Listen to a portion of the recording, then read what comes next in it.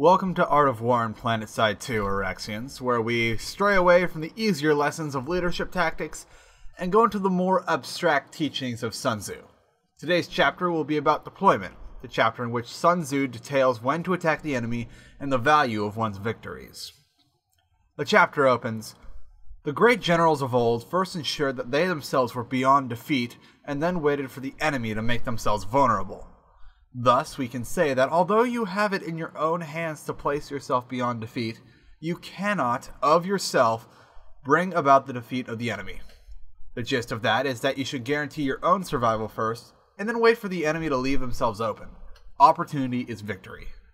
Now let's translate that into Planetside 2 terminology. Imagine that you've got a platoon sitting at Quartz Ridge, and your rival platoon lead has a platoon at Indar Excavation. You could do what's usually done and trade assaults until one faction has enough people leave the fight, or the other just brings more people and you get steamrolled. Or you could stay back behind the gate shield and wait for the enemy lead to open himself up when he's got his forces moving across no man's land.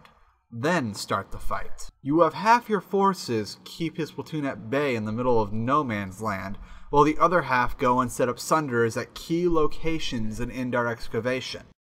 Once one force has full spawning capabilities in the enemy base involved in the tug-of-war that's Indar X and Quartz Ridge, it's usually over. You kept yourself in a position where you were safe and waited for the enemy to move into a vulnerable spot, and you got to reap the rewards of your patience. Sun Tzu continues on the subject of opportunity. Only to see victory when it's already clear to all is by no means the height of excellence. It takes no great strength to lift a feather. You don't need keen eyesight to see the sun, nor keen ears to hear thunder.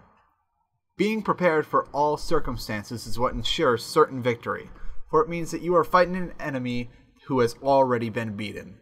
Thus, a great soldier first places himself in an invincible position, and then ensures that he does not miss the crucial opportunity to defeat the enemy. So, in layman terms, it's very nice that you took the crown, but there was only a small squad there to defend it.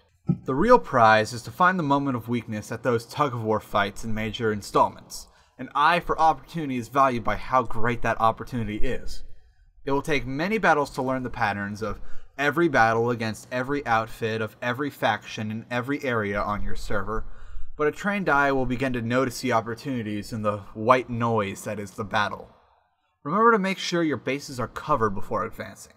Every part of these opportunities is reliant on making sure that attempting it will not create an opportunity for the enemy.